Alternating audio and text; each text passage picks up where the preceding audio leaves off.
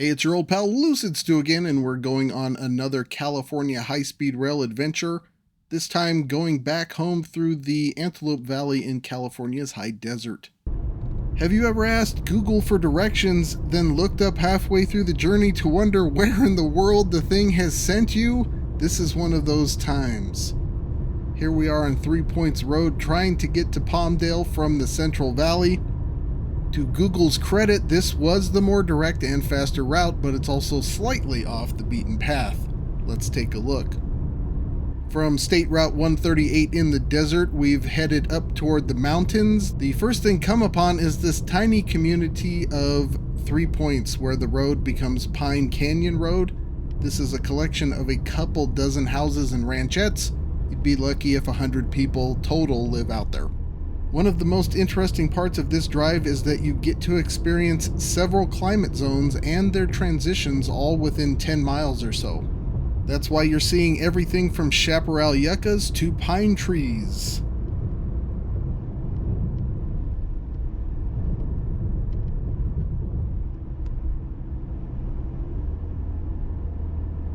The road never quite reaches the mountains, but instead veers into a narrow canyon. This is the dreaded San Andreas Fault. This segment of the fault erupted violently in 1857 at a magnitude of around 8. With a population of about 300,000 at the time, California was sparsely developed. While damage was severe, it didn't affect very many people. A similar quake in the present would be the dreaded Big One and could affect as many as 20 million people. This section of the road just happens to be the highest at just over 4,000 feet as we move through mixed deciduous and evergreen forest that is typical in many parts of Southern California at that altitude.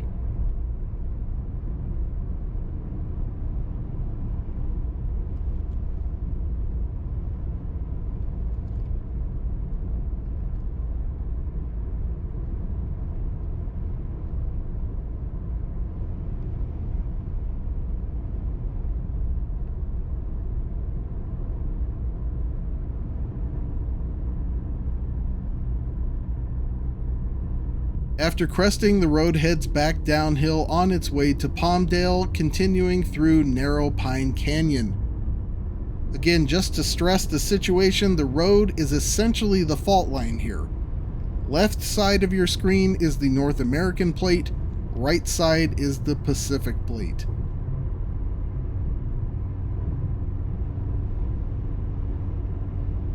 Eventually that comes into the Lake Hughes area. That is a community of just over 500 permanent residents situated around Hughes Lake. If you pay close attention, you'll catch a brief glimpse of that through the trees on the right.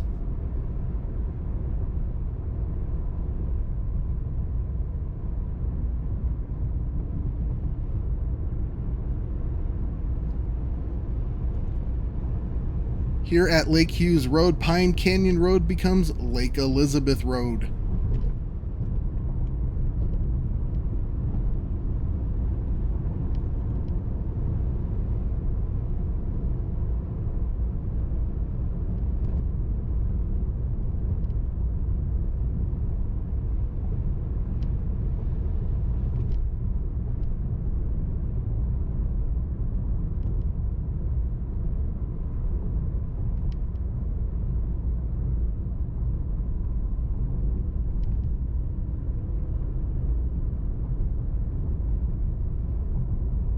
On the left up ahead is the aptly named Rock Inn, built in 1929. Don't laugh, that's old for California.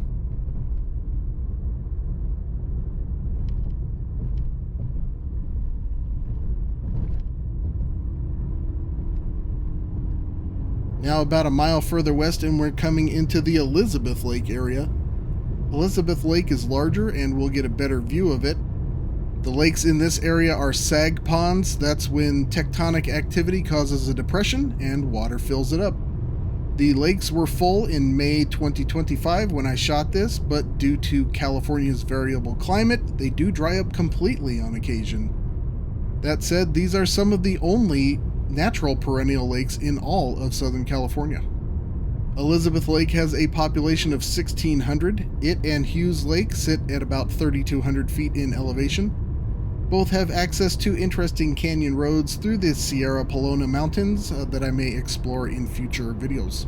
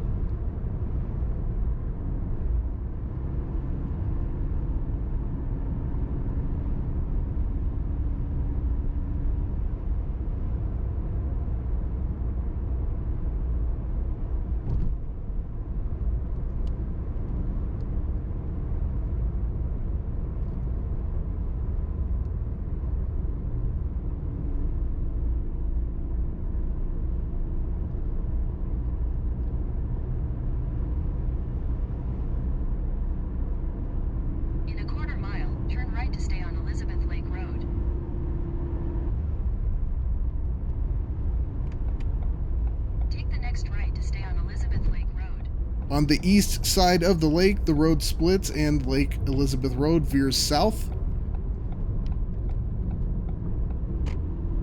Continue for 15 miles. At this point, the road crosses the San Andreas Fault.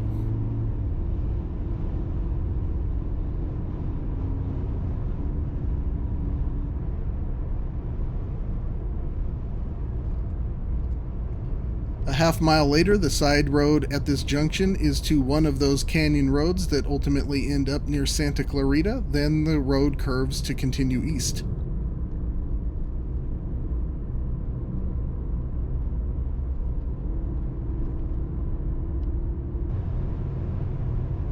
About 4 miles down the road is the village of Leona Valley.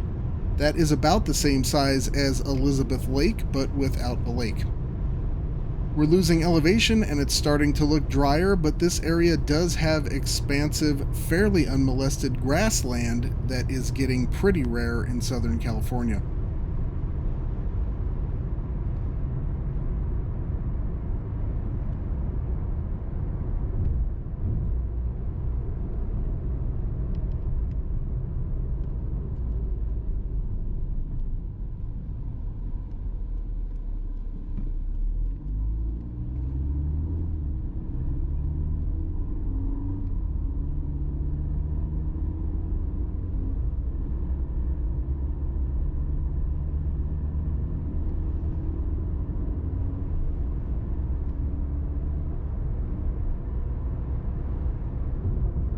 Of course, it wouldn't be a road trip in California without some sort of construction.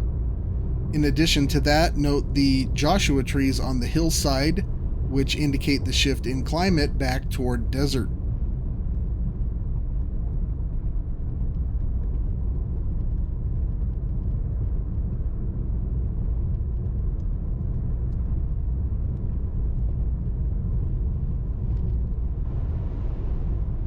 Now coming into Palmdale from the east, you wouldn't know it, but they're building tract homes up in the hills all over the place right here.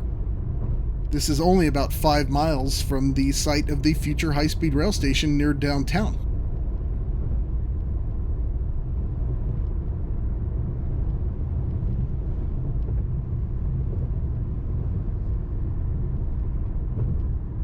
Then finally we pull into town behind some bikers.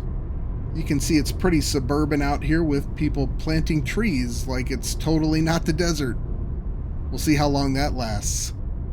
I hope you enjoyed this exploration of a road that parallels the San Andreas Fault for about 25 miles and has an interesting mix of climate over such a short distance as a result. I imagine I'll do some more driving videos in the future. We'll see how they do and reevaluate the idea. But that's all for now. Until next time, I'll see you on that big, beautiful freeway.